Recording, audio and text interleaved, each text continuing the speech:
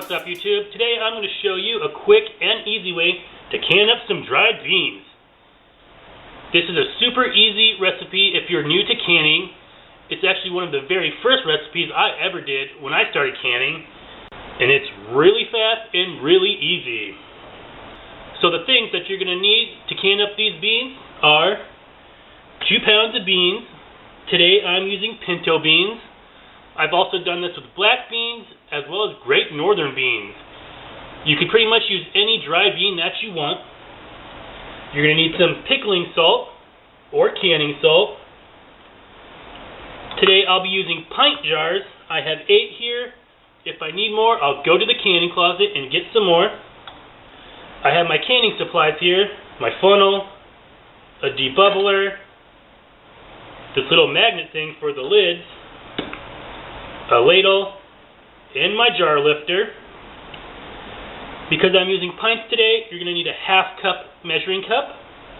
You're also going to need a measuring spoon that measures a 1/2 teaspoon. Now over on the stove, I went ahead and filled my stock pot full of water, and it's coming up to a boil. I also have my pressure canner over on the stove heating up.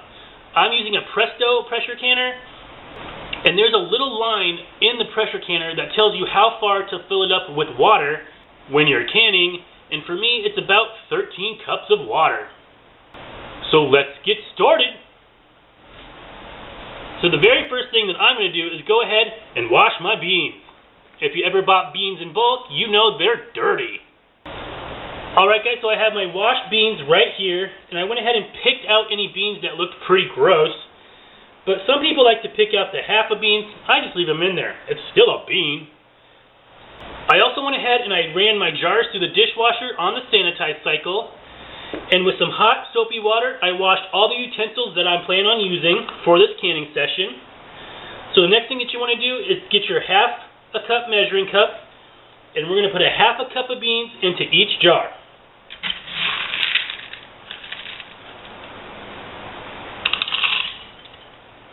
Now you probably noticed that this is a no-soak bean method. Most of the recipes that I've seen tell you to soak your beans overnight and then cook them. I think you get a mushy bean that way. If you do it this way, there's still a little bite to the bean. I like to throw these beans in chili and let it cook all day, and I don't want no mushy beans. You could also do this with quart jars. You just want to put a cup of beans per quart jar.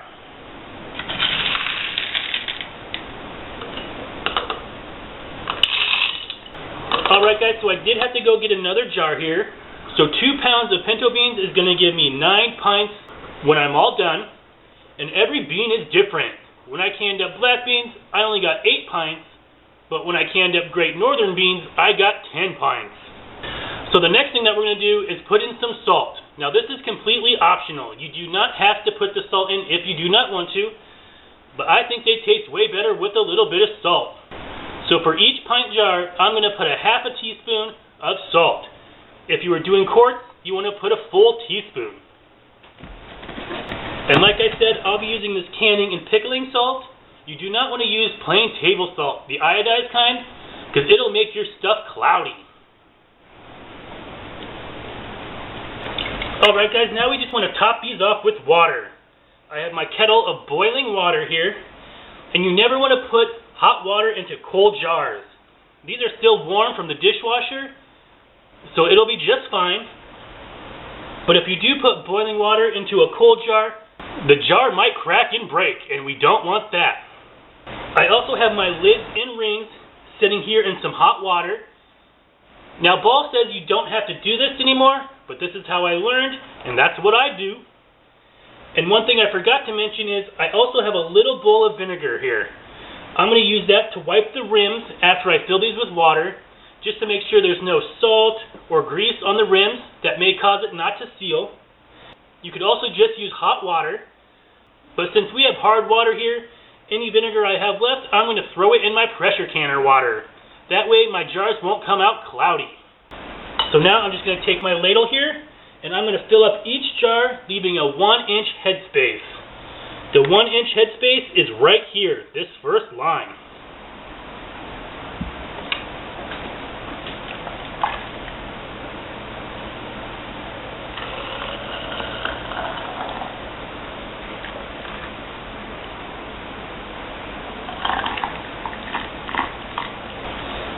guys, so I have all 9 jars filled up, leaving a 1-inch headspace. So now I'm just going to take my debubbler here and give them a good stir. You don't want any bubbles in there.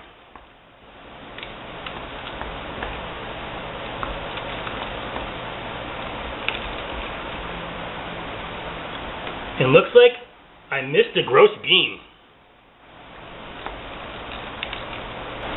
Alright, now you're just going to check the water level to make sure it's still at 1 inch. If need be, you can add a little bit more water to get it to that 1-inch headspace. So the next thing I'm going to do is take my paper towel.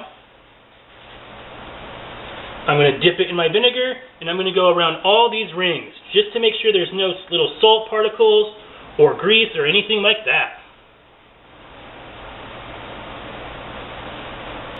Just like that. Now I'm just going to stick a lid on each one, and you're going to tighten it down just a fingertip tight. Just like that. And that was hot.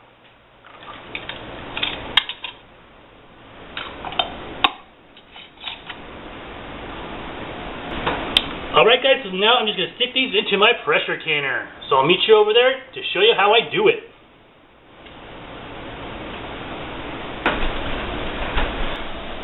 Alright guys, you can see that my water is just starting to come to a simmer. I'm going to go ahead and throw this vinegar in there. Like I said, that's going to keep my jars from getting that cloudiness on the outside. And I'm just going to fill up my canner.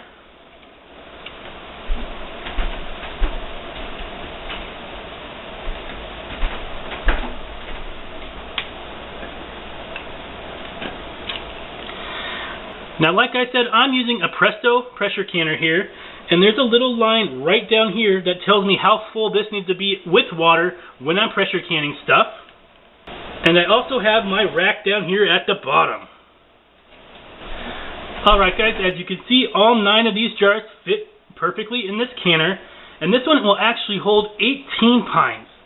So to do that, I don't have an extra rack, but I do have this. So I just go ahead and put that on top of these jars and stack another layer. Whenever possible, I like to can things up in pint jars, since this will hold 18 pints, because this pressure canner right here will only do 7 quarts. Alright guys, so now I'm just going to take my lid here. I've inspected my little rubber gasket here to make sure that it's in okay shape and that there's no nicks or anything like that.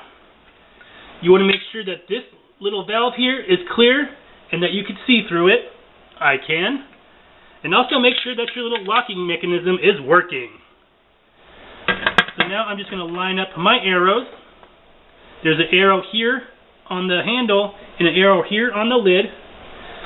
And then I'm just going to close this. I have my heat turned all the way up to high, and I'm just going to wait until this little valve here is spitting out a steady stream of steam. I'll bring it back and show you what it looks like.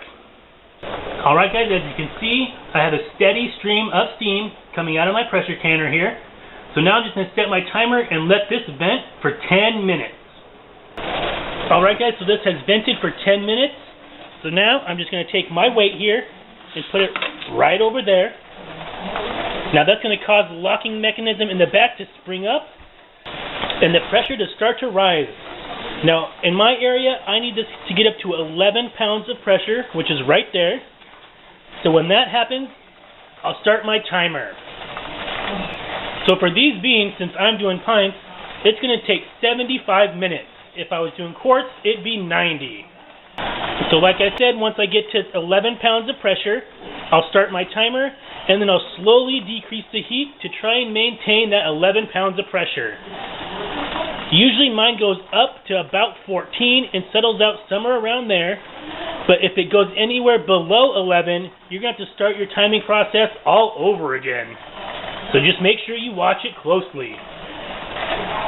After that 75 minutes is done, I'll go ahead and shut off my heat, let my canner depressurize naturally, and for me that takes about an hour to an hour and a half.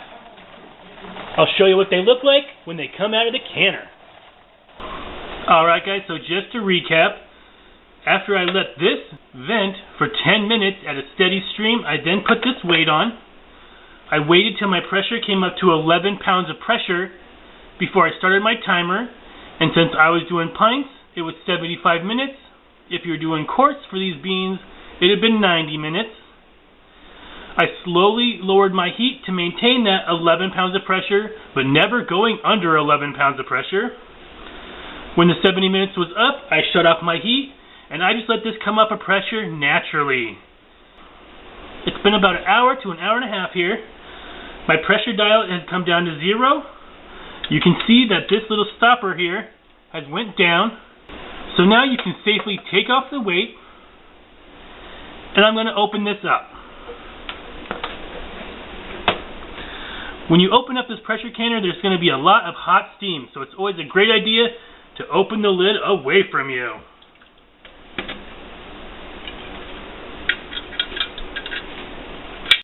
Now I'm just going to take out the beans. Alright guys, there you have it. I have 9 jars of beans that I could go ahead and put in chili, into soups, or anything like that. Sometimes, when an unexpected company drops by, and I only have 1 can of baked beans, I'll go ahead and open up one of these bad boys, rinse off the beans, and add them to that baked beans. No one will ever know. So now I'm just going to let these cool down completely. I'll probably wait till tomorrow morning before I check the seals. I'll then go ahead and take the rings off and give them a good wash in hot soapy water, just to make sure the jars are nice and clean. Now canning season is just about to start here in Nebraska, and this is the perfect recipe to make sure that your pressure canner is running okay. Now I hope you give this video a try. If you like this video and want to see more of my videos, go down below and hit the big red subscribe button and give this video a big thumbs up. If you have a question about this video or any of my other videos, or would just like to leave a suggestion for a future upcoming video, leave me a comment. Feel free to share this video across your social medias. And as always, thanks for watching, happy canning, and I'll see you next time.